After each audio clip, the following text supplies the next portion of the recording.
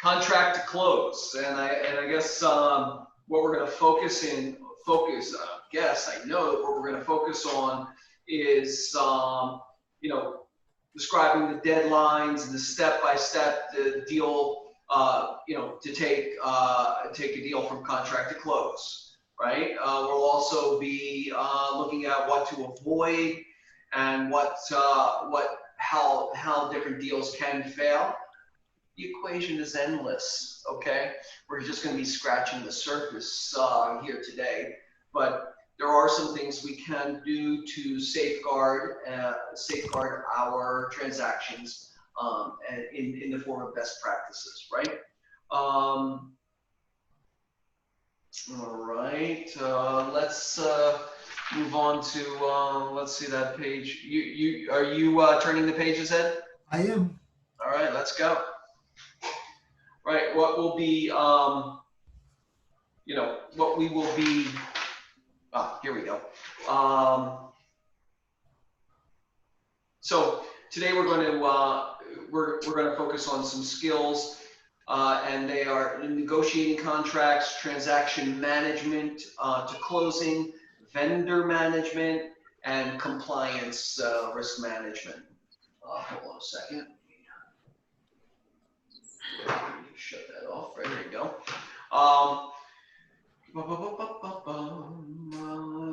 Getting a contract getting a contract doesn't mean that they will get a closed deal, right? There are several steps in the process where a deal can fall apart, and knowing how to manage the risk will help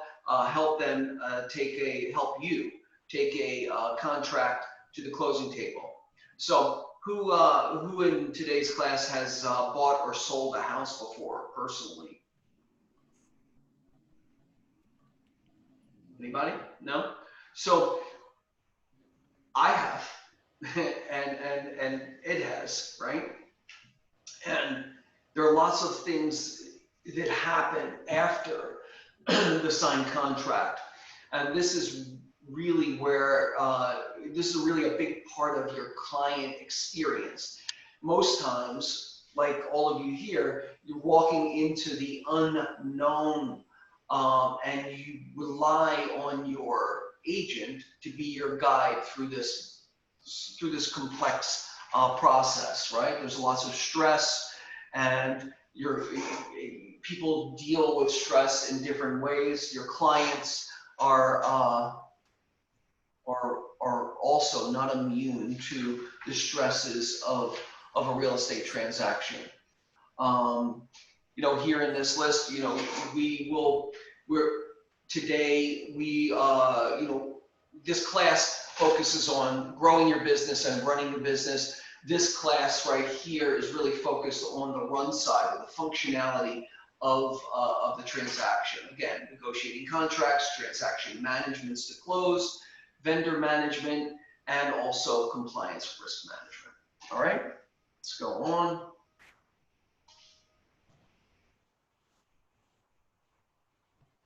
So, you know, the agenda for 1 hour today is build buyer and seller timelines, best practices for managing the deal, command transaction management, recap, and create your success list. All right, and then this section, participants will develop a understanding of the steps necessary after a contract is signed, right? Where a deal can fall apart, and how to avoid that, and how to use command to help you get the deal, get a better opportunity to get the deal closed. All right.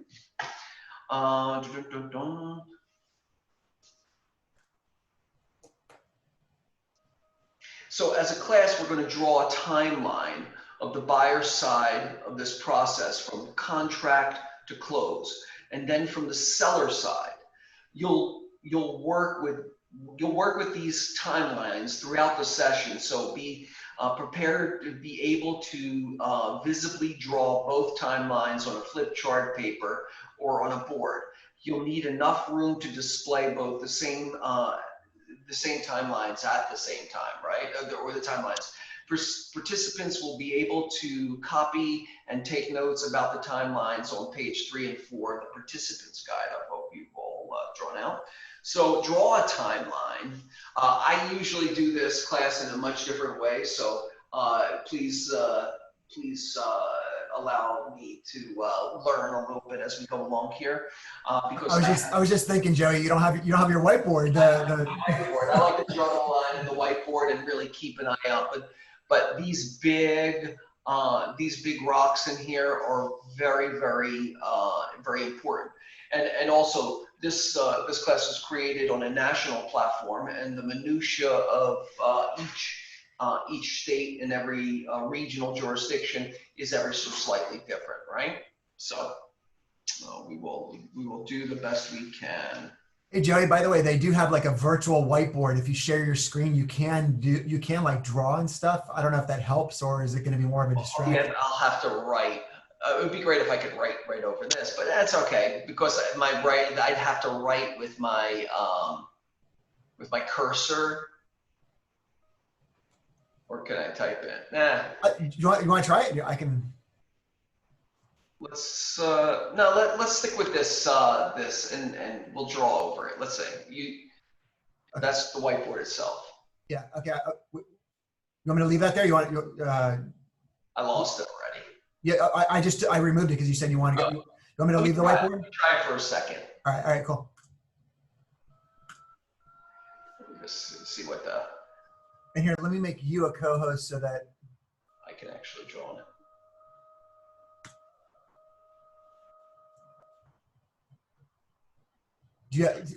Can I just draw on the slide, Ed? Yeah, I think you can do that too. That would be easier. Let's just draw on the slide, right? So, Joey, right above where you've got, it says annotate along where the tools are on the bottom. You can draw, you can add text, you can write all over the screen. What am I looking for down here, Ed? I'm not sure exactly how your screen's showing up, but you should have like the same place. I have it right here. I have it. I have it up top. It's in the top menu. Annotate. All right. So, okay, great. All right. Right. So here we go. From I think I can actually do some of this. So you're all going to draw along with this, right? We're going to have a little arts and crafts session here. And so day one is the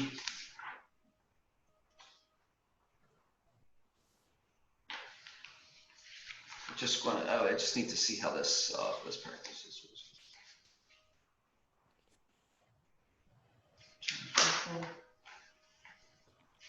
All right.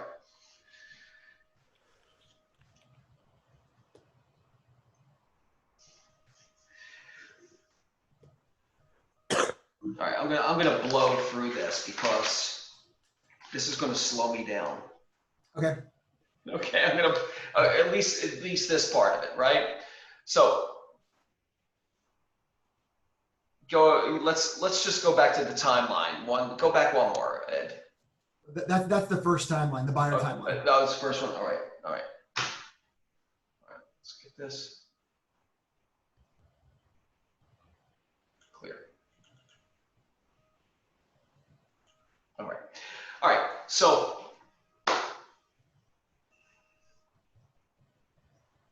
this is the first one, huh? Execute contract, work with lender. All right. Let's go big picture on this. Start with communication. You want to be in communication. You want to understand how to communicate with your client, and you want to understand how to communicate with all your subcontractors, and that starts with your lender. Whether it's your lender or your client's lender, you want to make sure that you are in relationship with them prior to the opening of this escrow. You want to have understanding of their expectations. You want to make sure they understand the contract points and you want to get their buy-in for the timeline, okay, and your client's ability to buy or sell property, right? The day one, when you get that executed contract, an executed contract is in fact the fully executed contract. That means that everyone is in complete agreement, and that contract is ratified on the day that the seller puts that last mark on there saying they agree to the buyer's stipulations, and the buyer puts their mark on it saying they agree to the seller's. Whichever is the last signature on those documents and corresponding documents, which include the counter offers and all addendums, that is the day that the contract begins, okay? Opening escrow does not determine the timelines of the contract. The contract determines the timelines of the contract. So if you open that contract on if that last signature is on a Friday at 5 o'clock, then your day one of the contract starts on that Saturday it starts on that Saturday, right? It's the full 24-hour cycle ahead of it. That's day one. That Sunday would be day two, and so on and so forth. If you sign that contract on a Friday and you cannot open the escrow until Monday, guess what? Monday is day 3, okay? So that's 3 days into your contract. If you have a 7-day,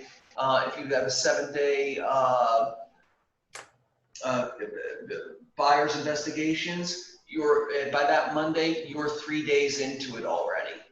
Escrow does not determine the timelines of the contract does, all right? So be cognizant of that and be cognizant of the timelines. Does everybody understand that?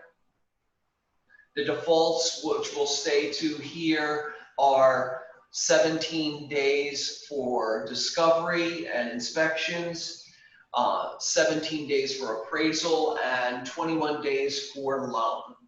Of course, you can alter that in the contract, but for the sake of this timeline, we are going to stay focused on the default timelines. So everybody get that? This is also a contract that is an active removal of contingency, which means that on day 17, the contingency just doesn't float away. You actually have to use a removal of contingency form that takes it away. That is the way the contract's built. You may come across in your lifetime a contract where a seller tries to counter out that active removal of contingency and says, hey, on day 18, if you have not stipulated otherwise, all of your contingencies go away. You go hard. So you need to be conscious of not giving that away, or when you give that away, you understand that the contract that on day 18, if you take no action prior to day 17, that on day 18, your client loses those contingencies. All right, but that's not the norm. Comes up every once in a while. What you want to do, again, going back to day 1, you get that contract ratified. The first thing I do is start setting up home inspections, because even if you have the 17 days, you want to use all of that to get as much information as you can to build a request for repair that will help your clients get to their expectation of value, and negotiate that prior to the release of that contingency. Does that make sense? So if we call on day one for our home inspections, we have 17 days. We get our, what I start with in the home inspection world is I start with a general inspection. I start with a sewer line inspection, and I start with if it has a pool, I will do a pool inspection. If it has a chimney that is, that they're saying is a functional chimney, I will also order a chimney inspection. Can anyone tell me why a chimney and sewer line inspection would be a standard inspection in our particular market? Unmute yourself if you like. Larchmont has a lot of chimneys, functional chimneys. Well, it's the construction of the chimney, right? Yes, absolutely. It's not just Larchmont, but in California, a lot of houses have chimneys. The problem with chimneys and sewer lines in a seismically active environment is that they're the most rigid pieces of a house. Anything that's masonry or cast concrete is rigid, right? And in the pipe, when it comes to the pipes or the sewer line, sewer lines were traditionally cast iron also, or clay. So all the movement of the ground over time, they crack, there's splits. There's usually always a problem with those two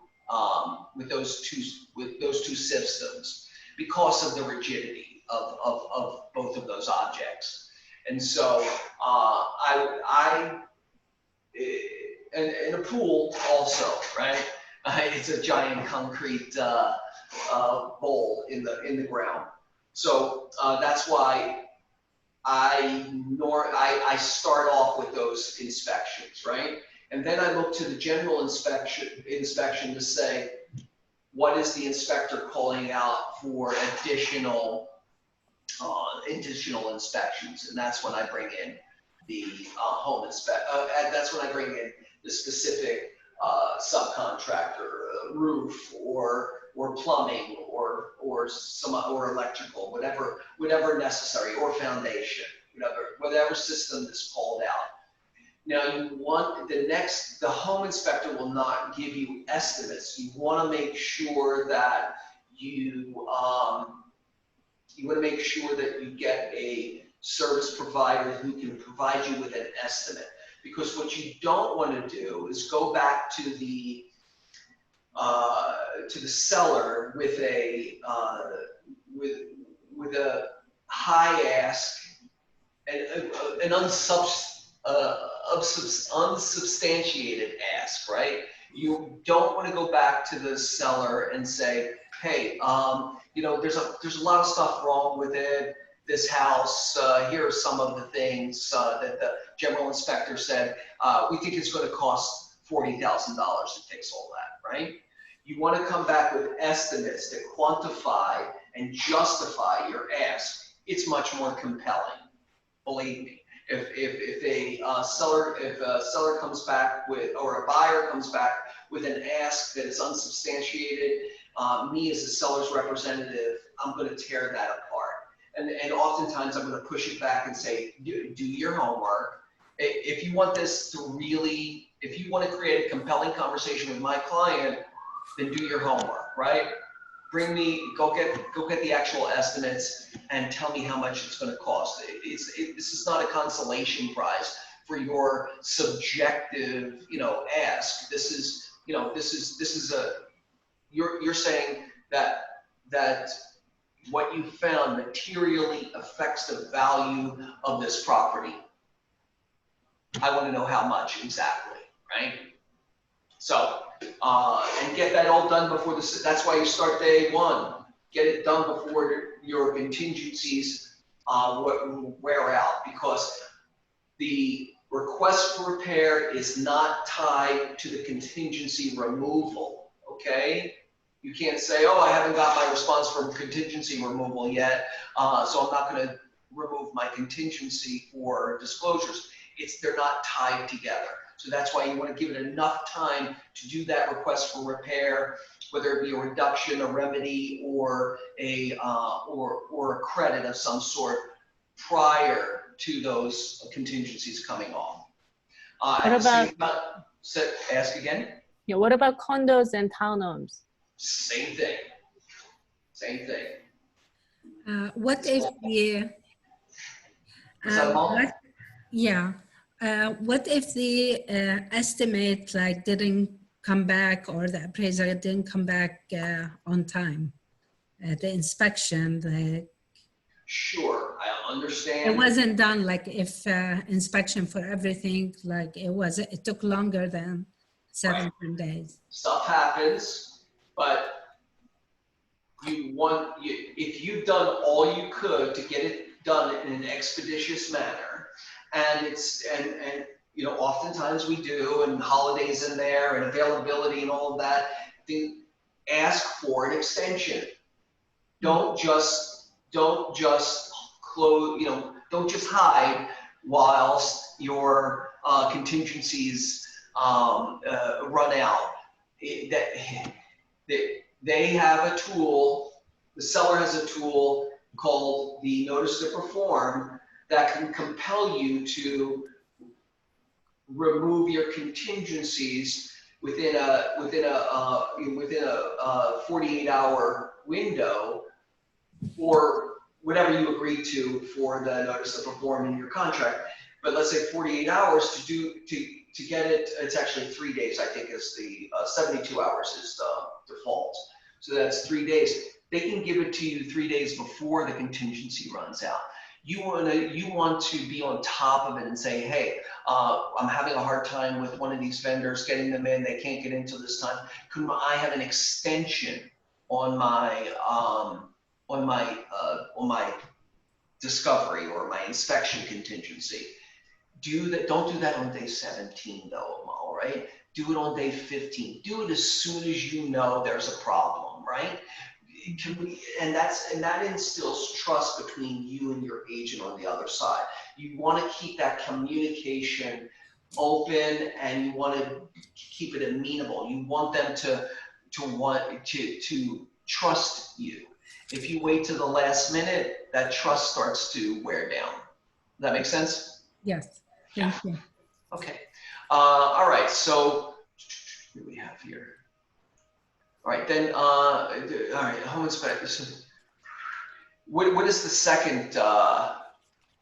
Home insurance is an easy play here in California, as well as home warranty. They're both, you know, well, the home warranty is a contractual piece. Whether you're with the seller's paying for it, or your client's paying for it, or you're buying it as a gift, right? It usually is something that is countered out and or taken out to sweeten the pot a little bit.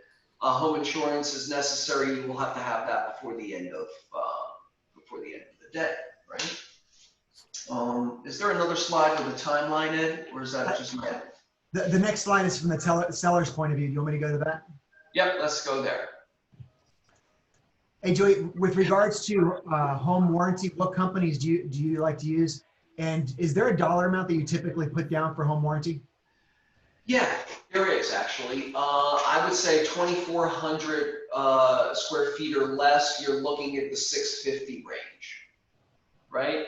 Condo, maybe 450. And add on like $100 per thousand square feet, per 1,000 square feet after that. Yeah. And what company do you like to use? I use Old Republic, and I use Mary at Mary Mendoza is my go-to at Fidelity.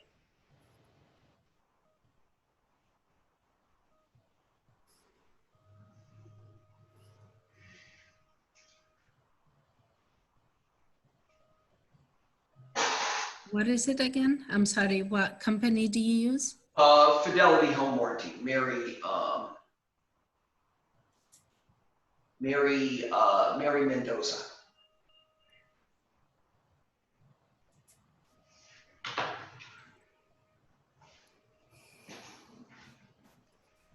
All right, so maybe we should go back just one more time, Ed. Yeah, is it the buyer? Yeah.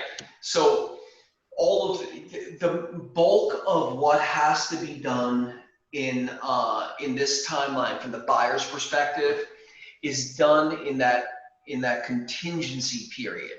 At the same time, we're working with inspectors, your lenders are ordering an appraisal. The appraisal has 17 days. You want to make sure that you're communicating with the lender. Some lenders, like Andy, Kristina, and Movement Mortgage, they order their appraisal very, very early in the process, like day one, because they've already underwritten. Some wait much longer. You want to make sure you understand what those timelines are, and that the seller, the lender is on the same team and on the same timelines. Okay. You know, if you, I've seen the gamut of lender responses on that. Make sure you have an expectation set. All right. Because you want to pull all of your contingencies off in a timely manner. It doesn't behoove you as the buyer's representative to extend those or keep them kind of squishy, because it gives your clients, oftentimes it will give your client too much lateral kind of casualness to responding. And that's all good until somebody gets prickly, and then it's like, oh, what just happened? We were just all nice, and you know, we just needed a couple extra days, and oh, we're all friends, and you know, it's all. No, this is a contract. You made agreements in the contract. It's okay. It's our job as realtors to keep within the terms of the contract. Okay. You don't have to be a jerk about it. It's just, that's the best way of doing a transaction and being a business person. Okay. When you receive a notice to perform, don't get your feelings hurt. Okay. It's a tool that the seller has. One of the few tools that the seller has to keep the buyer to the terms of the contract, all right, and vice versa. And so once all of the contingencies are taken off, then you are saying, hey, we are good to go with this deal. We are hard to go. Only when you take those contingencies off is your client's 3% earnest money vulnerable if they choose to jump or to not close this deal, or cannot close this deal after they take off the contingencies. Does everybody understand that? Prior to that, they do have the option to jump out of the deal without losing anything on their earnest money prior to taking off the contingencies. Is that for any reason they can back out? It doesn't have to be like if they change their mind and it has nothing to do with inspections. Well, that's a great question. And in the state of California, you have 3 days to rescind the offer for any reason, for an undisclosed reason. I would be very careful of just saying we changed our minds, right? I would absolutely pin the choice to get out to one of the contingencies, right? It doesn't have to be substantiated, right? It just needs to be stated. So it's a bigger project than we expected. Not we need to spend more money. It's just that's enough. After looking at the inspections, it's a bigger project than what we expected. I think that is an easy one, right? Yeah, you don't want to. I've had one case of a client thinking that they knew better, and they went over their agent and talked to the other agent and said, oh, you know, we just changed our minds, right? And so the seller's agent was like, oh, okay, all right. You went out, you changed your minds, all right, great. And then he went to the buyer's agent and said, hey, this is a problem. We're going to go after their earnest money. They don't have the right to get out just because they changed their mind. They only had I think they only had a loan, a contingency in that particular case. And they were able to get the loan, right? So But if it's within 3 days, it was not within 3 days. But in the state of California, within 3 days, you have the right to rescind your offer. And it goes with a car, it goes with anything you could buy. Yeah. Right. All right. And then so once those contingencies are taken off, it really is your job is to just make sure that the lending's going well, that escrow has everything they need. It's a race to the finish line. All the hard work has been done. Oftentimes, generally, again, there's a million problems that can come up, but the big one for us is doing a final walkthrough and making sure that the property is in the same condition as when you made the offer, right? There wasn't any major alterations to the property or defects under. You know, I've seen like rugs taken up and giant, like area rugs taken up, and there being like a giant stain underneath it, that kind of thing. And I mean, that happens. And so that's what the final walkthrough's for. All right, let's jump over to the buyer side, because we can really woo. All right, buyer side, what do they do after, I'm sorry, we're jumping over to the seller side. My bad. So when the sellers accept an offer, they have a lot less outs, right? Their only out is basically the buyer not sticking to the terms of the contract. They have to facilitate the entry for inspections and appraisal, and they need to sign all of their necessary deeds and docs, and really they are along for the ride at that point. Now, they're under an obligation to have inspections done. Any request for repair, the seller is under no obligation to credit, to remedy, or to reimburse for any repairs or defects in the property. They want to most times to stay to keep the deal in place. They're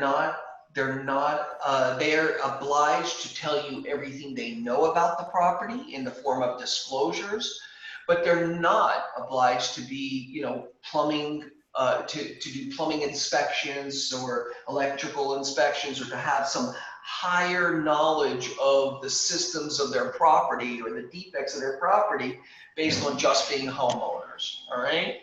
So they need to tell you what they know. They don't need to go out and find out what they don't know. So that's why in the discovery process, a lot of times things will come up that the sellers are unaware of because they've not looked at their property in that same way, right? Appraisal, they will facilitate the appraisal. That's just letting the appraiser in. But they are bound to that accepted offer, and any out for them if they just, listen, hard things happen to people mid-range. I've had sellers die during an escrow. I've had sellers get ill and not be able to move during the escrow. There's no force majeure or death clause in these contracts. The contracts, well, death does alter it and does slow it down for a little bit. But if the seller has to pull out, the seller they're exposing themselves to litigation, right? Especially if they're pulling out for no fault of the buyer, right? But if the buyer is not staying up to the terms of the agreement, then they can get out. But for the seller, it's about facilitating inspections and appraisals and getting out of there in a timely manner per the contract, right? Signing deeds and docs to get there. All right, any questions so far?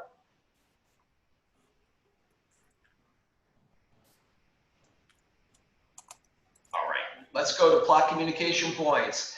How many different people are involved in closing a deal, right?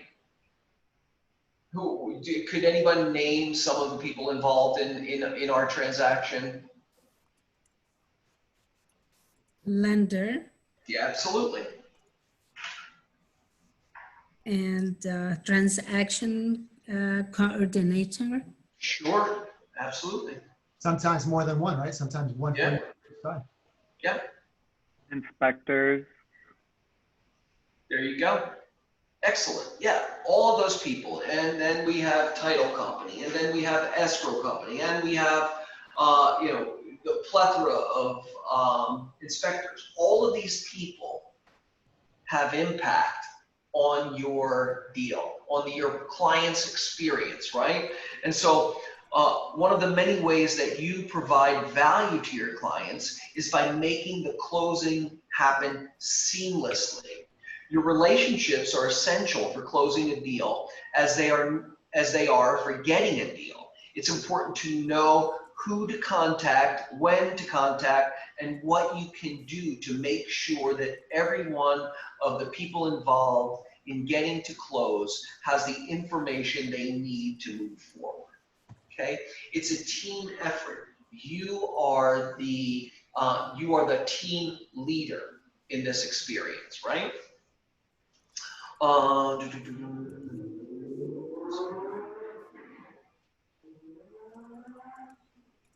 are we doing for time, Ed? You got 22 minutes up. You're a little past I that. just have, Yeah. ask you a quick question about lenders. So let's say you go online and you see there's like 3 lenders and there's one lender that has the best interest rates at the time, but you think a different lender may make the process go better. So it's not your job to go out and find a lender. Mm-hmm. You want to, any recommendations you have should be through trusted sources, right? If not, it's all conjecture. And so I feel, I'm in business with Andy at Movement Mortgage. I know, I feel comfortable referring her to all of my agents because of her historical performance. I know that her company has competitive rates, and that they close deals, and their process is a little different than other companies. They do upfront underwriting, which really compresses those timelines in a major way. So I would not go fishing. I can imagine there's not many lenders out there that look bad on the internet, right? So I would go to more trusted sources. Come to me. Go to Ed. People that we've used, people that we know historically perform in a certain manner. Okay, thanks. Yeah. Don't reinvent the wheel. Yes. So the buyer doesn't like have to get pre-qualified by like 3 different lenders. No. To get a competitive rate. No, I would start with 2. The variation is not that great between lenders, right? It's, you'll always find my wife, she comes at me with teaser rates all the time, right? It's a teaser rate, right? And there's, it's the one car that they're selling for, $10,000 under MSRP, right? And that's the one, that's the color that my wife doesn't want. It's the add-on package that she doesn't want it, but she wants to pay that price, right? And so that's the same with lenders. Every borrower is quite different. For an 800 FICO score with $1 million deposited in my bank, and what else? And blah blah blah. And they can stand on their head for 5 minutes. The rate is 2.5%. Right? But if you don't have all of those things, then the rate's 3.25%. But they don't have that conversation up front. It's, rates as low as 2.5% is what you get. Thank you. No worries, too much, but yes. All right. I have a question. Sure. How does the Keller Williams mortgage app help my buyers or my So if they qualify, again, it's a bank type it's a bank type product, which means that for those who fit into the criteria, that there's no points paid, there's no origination fees, and they get like a $1,000 credit or something towards closing costs. Is that correct, Ed? Is $1,000? I believe so, yeah. I believe so. So it can save them considerable amount of money if they fit the criteria, right? Super jumbos are not as, their super jumbo products not as competitive, right? And so if we're talking about anything over 789 in loan price, which we do often here in our market, then that becomes an issue. And then it's not as, if we're talking about somebody who is an entrepreneur or creative in some way, where they're writing a they're writing a screenplay and making $5 million 1 year, and then the next year they make $30,000 for doing rewrites, and then the next year they make $100,000. So those kind of variations, or those kind of exceptions that would happen in a traditional loan don't exist in bank type loans, right? So limitations, pluses, all of those. And if your client comes with a lender, you should always go to a trusted. You should also recommend that they do at least one other trusted source, right? And Andy is my go-to. All right. All right. Let's move on to the plot communication points, plot documents on your timeline, right? So not only are there multiple people involved, but there are documents that need to be filled out or submitted to various parties so that they can do their part. You need to know who needs what documents and when they are needed, when they need the documents, right? Escrow is usually the driver on that, but you also have a responsibility to understand the timelines that you and your client agreed to, and make sure that the documents that need to be provided are provided in a timely manner. Just as we went over the timeline with communication points. These are all the different people that are playing the game at the same time. They're part of your team in moving your client from accepted offer to closing, right? There's the inspectors, there's the escrow, there's the lender, there's the title. All of these people are doing work in concert with your efforts. You want to know what paper trails they need and and when they need them, right? So Um,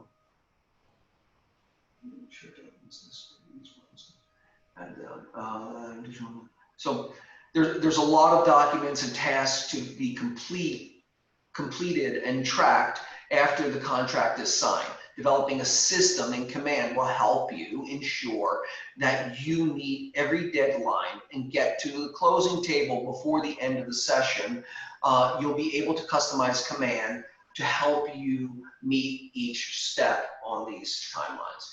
Even if you have not done one deal yet, you should be setting up opportunities in command, all right? Opportunities is the paperless tracking system for each deal.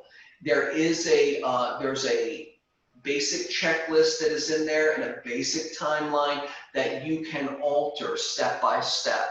Has anyone played with their opportunities in command yet? So what I suggest you all do is you go on to Tristan's YouTube, Tristan and Blake and Paul Morris. We have a regional tech trainer who comes out every week, and they do a great little dog and pony show. Their opportunity, there's videos in Tristan's Ed, I'm sure Ed could find the link that he'll post up in there for Tristan's YouTube page. They're all in there, and just watch the opportunities piece of that. It's a great way for you to learn. Opportunities, again, it is tracking your transaction in command, step by step. And it has a rudimentary piece, and then you can add in activities as much as you want, or as deep as you want, right? But I think it's important that we do that, right? All right, the next piece is best practices and risk avoidance. So we're going to mastermind how to keep a deal together, right? Communication with your vendors, so important. Communication with your client, so important. Gathering of information and processing that information, not in a careless way, but in a responsible, neutral way, right? If every piece of the transaction is a hair on fire experience for your client, at some point or another, your client is going to implode, okay? The deal is going to implode, all right? Every deal has problems, okay? It's our job to manage the problems, right? Don't take it personally. Don't get yourself all in a knot over it. The more you can deal with things from 3 feet away, right? Just keep it outside your body, the better you will be at getting the best result. It's our job to do problem solving at a high level so that our clients can get what they want, right? So best practices and risk avoidance. Looking at the timelines, answer the following questions. What is the deal at risk of, where is the deal at risk of falling apart, right? What are best practices to keep the deal alive? What tasks have deadlines, and what are those deadlines? How can you help manage other parties involved in the deal? All right, let's start with the first one. Where in this do you think that the deal is at risk of falling apart? Contingencies. Sure. Be more specific. The buyer doesn't perform. Right. Be more specific. The buyer doesn't perform in what way? You know, on the lending side, or they find something in the or hey, there are situations where the buyer's agent and the buyer just stop performing, right? That the money doesn't get into escrow by day 3. You know, hey, that's an entry level issue. If the earnest money doesn't get into escrow within day 3s, you're really starting off on a bad foot, right? If they're not signing escrow docs, if the buyer is not doing, that's a bad agent, right? Okay, if you're allowing your client not to respond in a timely manner, I say it 98% of the time it's your bad, your responsibility. You're either facilitating that or you're causing it. And either way, not good. Absolutely not good, right? It's your responsibility to keep them to the terms of the contract. And so Eric, would you say lending? You said contingencies. Oh, contingencies. So lending contingency, or Appraisal. is a big one, right? Is a big risk factor. So it's important for you to be in partnership with the lender. Okay. It's not, you don't ever want to do their job. You don't ever want to be the conduit for information to your client. You are not the conduit between your client and his lender. Okay, don't do it. Let the lender have his own relationship with the borrower. But you can have a separate relationship that has the understanding of the timelines and the activities that need to be done. Hey, sometimes you do it all and it still falls apart. Lender's still dragging his feet. This, that, and the other thing. The only way you want to be able to solve those problems, not at the 11th hour, but like the 5th hour, right? You don't want to be behind the curve on these, because if you see the lender is stalling or the lender is not performing in a timely manner, you want to say to your client early on, hey, the lender may not be able to perform or is not answering me, or if you like, I'd love to recommend that you talk to someone else. Just start the conversation. You don't have to commit with them. You still go with your lender, but get the ball rolling so that you have a contingency plan on this, right? That's the way to kind of be proactive in it. What are best practices to keep a deal alive? I'm telling you, maintain the trust of your cooperating agent, okay? Maintain the trust of your client. What do you have, Amal? I have a question. If you're one of your clients, you told them about the lender and they communicating with the lender, but it's taking a long time before they get qualified. So what do you do? What do I do? I find another lender for them. Who's the problem, right? Who's the problem? If the client's the problem, then the client's going to be a problem for any lender. They're not getting them docs, so what I would do is I wouldn't show them any houses. If the client's the problem, I wouldn't show them any houses until they get their ducks in a row. What's the use going hunting with a gun with no bullets, right? And that's what's going on, right? You are foraging for something that you need or want, and but you don't have all the tools to do it. So it doesn't help you, right? Unless you're willing to chase it down and hit it with jump on its back. You just wait until things Again, are in place. find out who the problem is. If it's the lender or your client, right? I've seen plenty of both. But if it's the lender, then you, again, early on, don't wait for the situation to get inflamed. Early on, say, I like to, you know, to dilute your risk on this, right? And if you talk to another lender, do you have another lender to talk to? Get them both going at the same time, see who's the best, who brings you the best deal, and can close the property. To Jenny's point, having the teaser rate or being able to get the 2.5% in a 90-day escrow is doesn't do you any good if you're in a 30-day escrow, right? Thank you.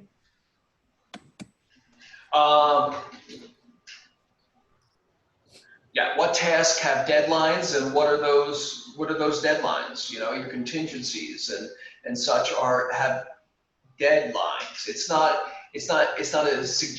the way my wife looks at you know, I think the joke is, you know, my wife looks at goes into a restaurant, she looks at the menu as like a list of suggestions, right?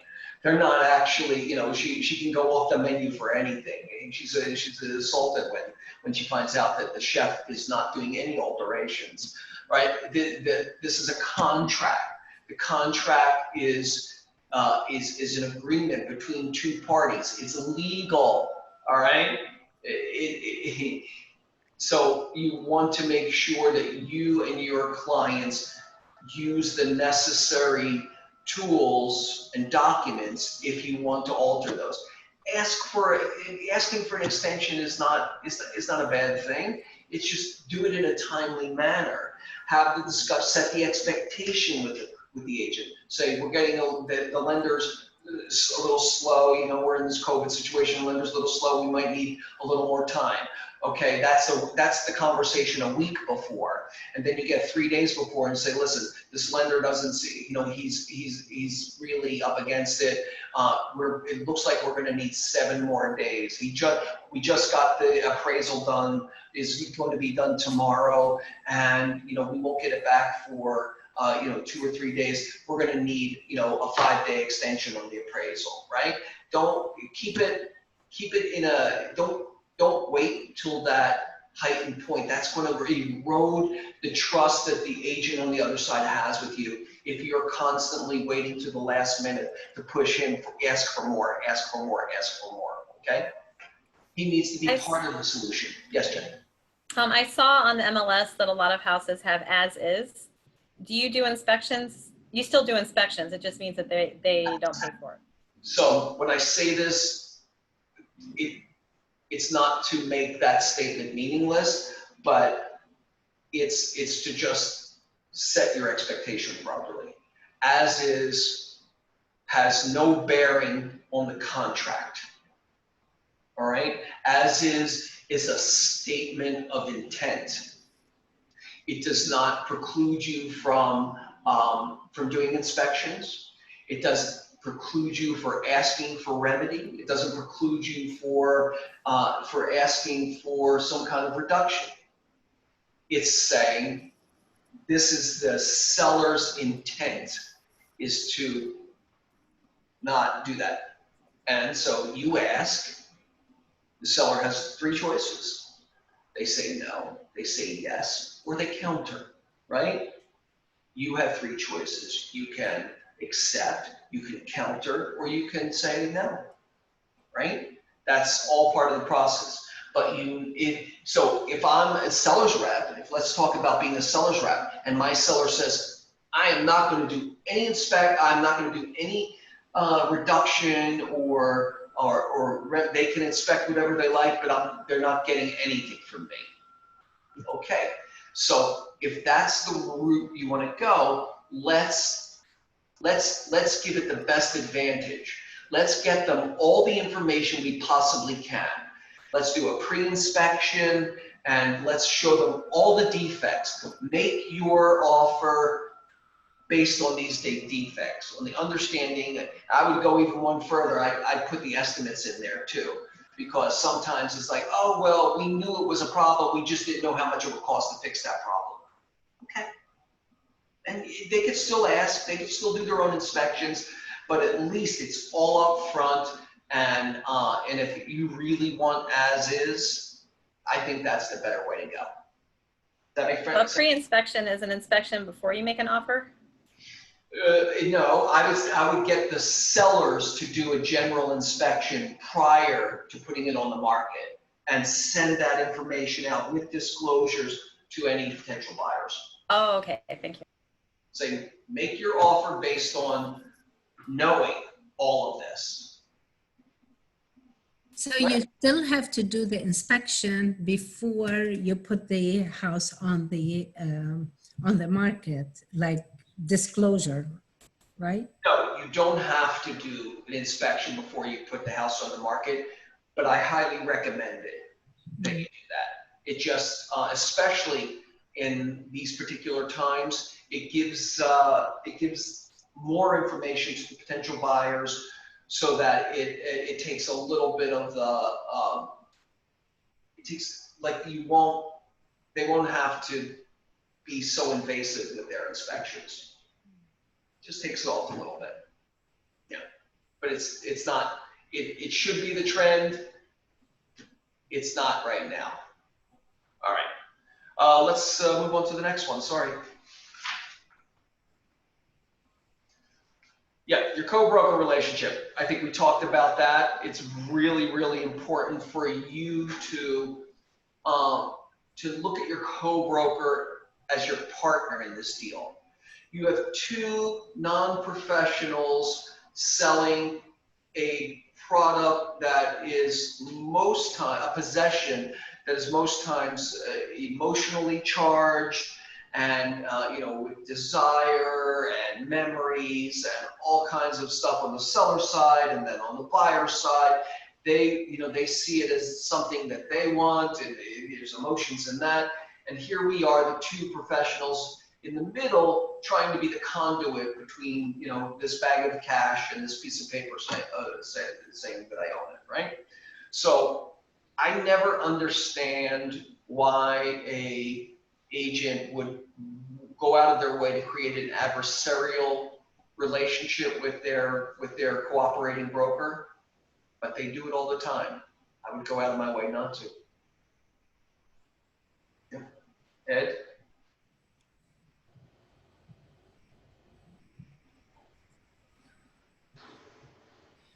All right, so great business and referrals while the client, all right.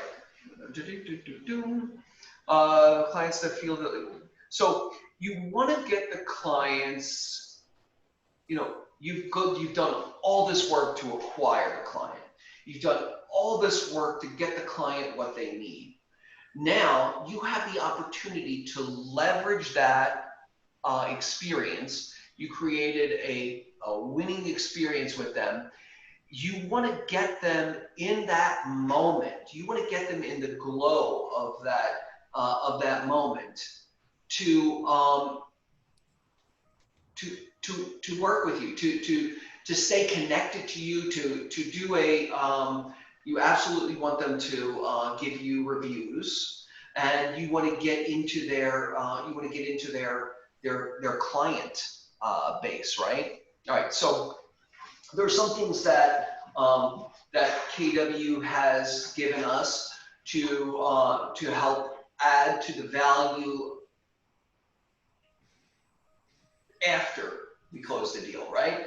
And through our KW app, so listen, let me read this. Clients that feel like their experience was effortless and special are more likely to refer and come back to you the next time they need to buy or sell a house. The KW app will not only help you track your client's activities throughout the deal, but even before the contract is signed, it can also help you ease a buyer or seller's anxiousness with a custom guide you create for them.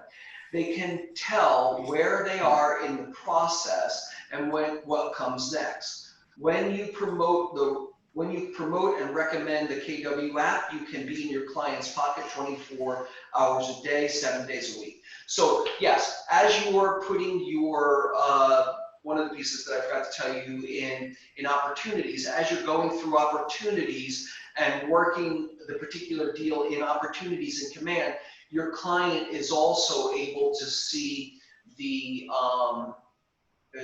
process along the way, right? But when you close a deal, they can have access to vendor lists and utility contacts that you create in there. And then that can give them an additional connection to you, which they keep using the app. Yeah, so providing a vendor list allows you to provide multiple vendors for your clients to choose from. That makes it easy for them to get inspections, warranties, and anything else they need, either in the deal or after the deal. Providing utility information for the property, where possible, also helps the client's moving process move along also. Top agents might even set a checklist item for 10 to 15 days before closing to remind them, their clients, to forward mail and such. They can also create that checklist and opportunities for 10 to 15 days after to go back to the client and create all other touch systems. All right? All right, so customized checklist and activities. Ed, how much time do we have? You're at time, so if you want to go ahead and wrap it up and maybe ask for Well, what I want to do is I want to, as homework, I want to suggest that you go on and create those checklists on your command. And if you go to the link that Ed put in the chat bar, that's Tristan's YouTube channel. And in there, you can watch the checklist video, keep it up at the same time as you are creating them inside of your opportunities, right? Perfect. Settings. All right, so ahas, questions, come at me. Anybody? I love this, by the way. I love this, how to really get into ahas. So how has your thinking changed, and what ideas or mindsets were new? What? Yeah, get in there. Definitely escrow is not the time to like take a back seat and slow down. That's the time when you definitely need to be on top of everything and make sure that everything's met before you get. I didn't know that there was like a 3-day basically demand to perform that the seller could impose, and that could be 3 days before the end of escrow. So that's something that you need to make sure that you're watching. That's probably my biggest takeaway from today. So the 3 days, there's a couple 3 days. Notice to perform is a tool, right? That if you are not, and the seller has it and the buyer has it also. It's when someone is not adhering to the terms or timelines of the contract, this is the tool we have to say, here, you said you would do this, you have not done it. If you don't do it in this time period, then we have the right to cancel. Boom, right? That's what that tool is for. Yeah, that's an important tool to have. Because the seller doesn't have many once they've agreed. Anyone else? Hey, Joey. Yeah. Based on that 3 days, I forget who said it. Might have been Tim, but he said sometimes he'll send the 3-day notice to perform on day 14 instead of waiting for contingency. Absolutely. So you could send it. So it's a 3-day notice to perform, right? 72 hours is what they call it. You could send it 3 days prior to the determination of the term, right? whatever term that is. If there's a timeline on it, you could send it free, so that in that case, what happens is they don't get an additional 3 days. They either perform that day or you cancel, right? Or you have the right to cancel. So you can use that time period prior to the execution of whatever term that is. Does that make sense? So yes, yeah. If not, if you send it on day 17, then they have 3 additional days, right? See how that works? So you're basically giving them 3 additional days. But if you send it out prior, you can send it out on 14, 15, or 16. You're eliminating that time period. Does that make sense? You can ask for extension 3 days before. Absolutely. Yeah. Absolutely. That's the tool that you have on the other side, right? Mhm. So that these are don't use the documents, right? Don't leave anything to conversation. Just use the documents. You need an extension, get an extension for a period of time. You need another extension, ask for that too, right? It happens. That's what these documents are for. If you don't use the documents, that's when, on buyer or seller side, right? There's no disadvantage on either side. If you're a seller and you're just saying, yeah, you're just letting it go. Like, oh, we were supposed to take off our contingencies today, but oh, I didn't ask them for 2 days later. And then you're like, oh, this is day 19 on the 17-day escrow, and you haven't removed your contingencies. What's going on? And they say, we're probably going to need a couple more. Then you give them, notice of a form, and then that 19 days turns into, what's that, 20, 21, 22 days, right? And so it's better to keep everybody on to the contractual terms and timelines. If not, it just gets,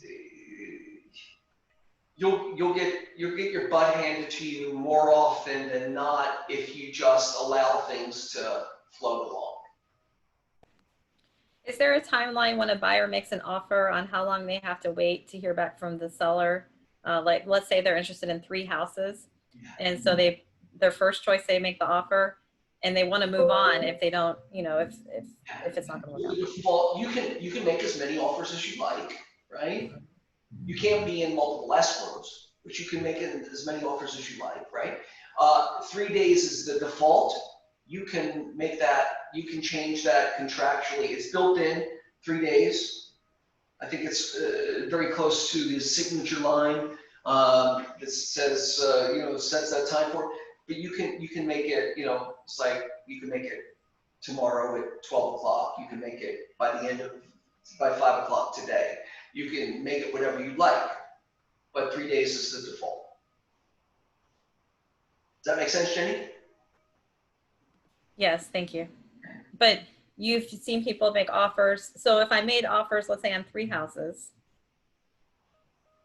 you can do that all at the same time. Absolutely. Oh, wow. You can be in 3 escrows at the same time.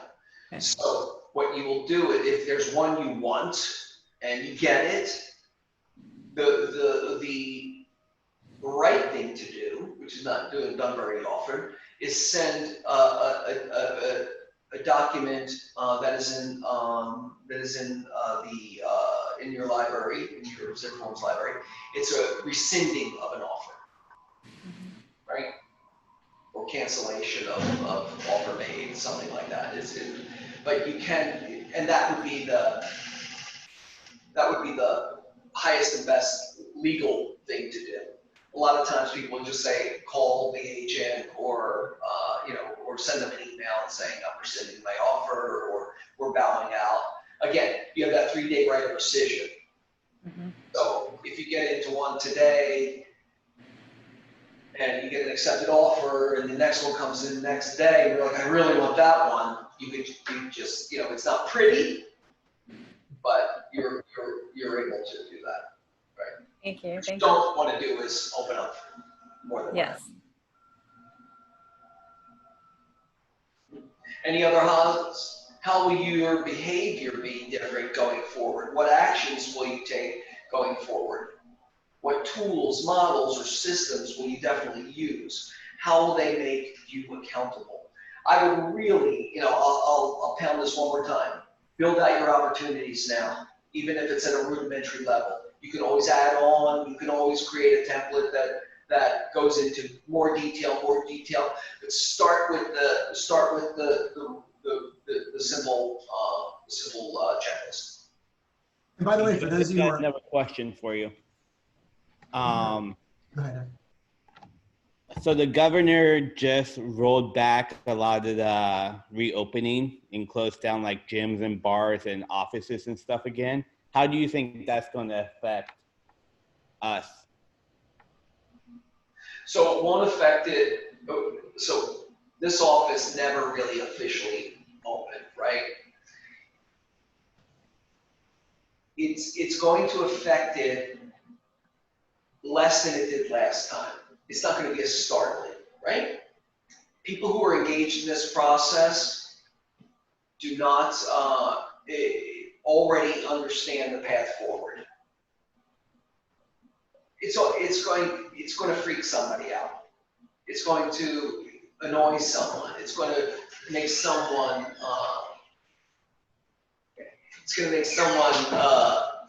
upset.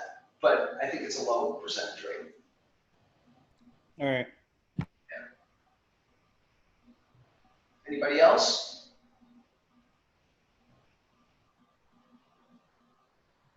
You guys good? Good to see you guys. Excellent job, you guys. Thank you. Thank you. That's my pleasure. Ed, thank you so much. Awesome, Joey. Thanks for such a wonderful class. And this is going to be recorded and posted up on our YouTube channel. So you can go back and revisit it if you missed anything. And I can make class like a 3-hour class easily, right? Let's all thank Joey for teaching an awesome class. Thanks, Joey.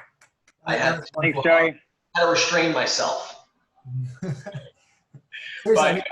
Have a great day. This is one class that's very easy to make longer. So thanks for compressing it. Yeah, my pleasure. And we'll do the core services one where we bring in all those players. So I like to have a class where we bring in like every, you bring in escrow, you bring in title, you bring in lending, and they all talk about what they do in that linear experience, right? Because they're all working the same time as we're working. How you doing, Julian? Awesome stuff. Well, everybody have a wonderful rest of your day. By the way, that is the last official Ignite class. We still have a few additional add-ons that we're including, such as the CMA class of Pete. I don't know if we're even considering that an Ignite class. And John Davis is going to be teaching a contracts class here next week. And then we're going to have one with all of our vendors talking about what they do and how they impact your escrows. So wonderful class, everybody. I will talk to you all soon. Bye, everybody. Have a good one.